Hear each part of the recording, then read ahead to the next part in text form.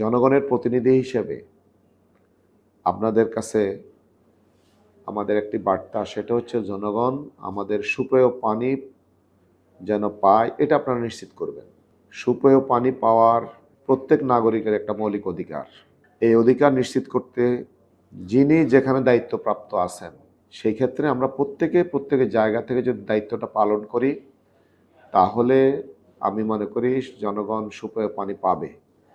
আমাদের বর্তমান যে ব্যবস্থাপনা আছে, এই ব্যবস্থাপনার মধ্যে সর্বোৎকৃষ্ট ব্যবস্থাপনা যদি দিতে পারি, সমস্যা চিহ্নিত করতে পারি, এবং যেখানে পানিতে দুর্গন্ধ আসে সেটা যদি আমরা চিহ্নিত করতে পারি, কোনো পাইপ যদি লিকেজ হয়ে যায় সেটা যদি আমরা পরিবর্তন করে জনগণের পাশে থাকতে পারি, তাহলে জনগণ, আমি মনে করি, ওয়াসার যে বিল দিচ্ছে এবং জনগণ যে সুযোগ সুবিধা পাওয়া দরকার সেটা নিশ্চিত হবে।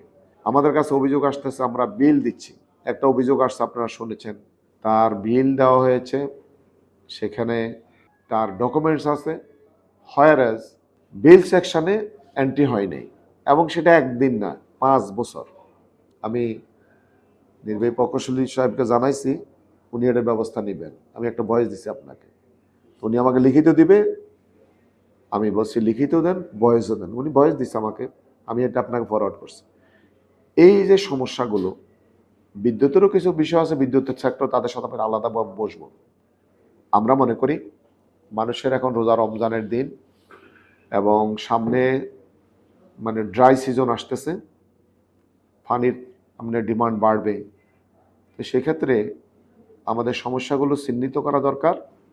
সমস্যা চিহ্নিত করার ক্ষেত্রে লোকাল আমাদের যারা জনপ্রতিনিধি এখন নেই, লোকাল কমিউনিটি লিডার যারা আছে, দায়িত্বশীল যারা আছে, এলাকার পঞ্চায়েতের নেতৃবৃন্দ যারা আছে, মসজিদ কমিটির সভাপতি আছে, মসজিদের ইমাম আছে, আমাদের রাজনীতি নেতৃবৃন্দ আছে, সকল পক্ষই আপনাদের সহযোগিতা করবে। দলমত নির্বিশেষে আমরা প্রত্যেকেই আমরা ওয়াসার পানি ব্যবহার করি, আমরা এই পানি রান্নার কাজে ব্যবহার করি। আমি মনে করি আপনারা এক্ষেত্রে যথাযথ পদক্ষেপ নেবেন।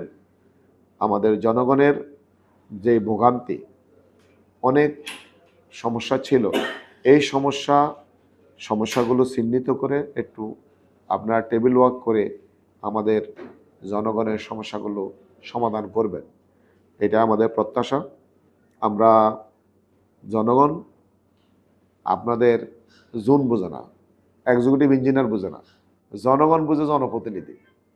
উনি এমপি হয়েছেন, উনি কাউন্সিলর হয়েছেন, উনি এটা সমস্যার সমাধান করবেন।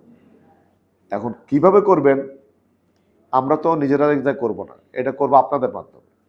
এক্ষেত্রে আপনারা সেবা খাতে যিনি যেখানে আছেন, সেবা খাতটাকে 100% সেবা উপযোগী করবেন, এটা হচ্ছে আমাদের প্রত্যাশা।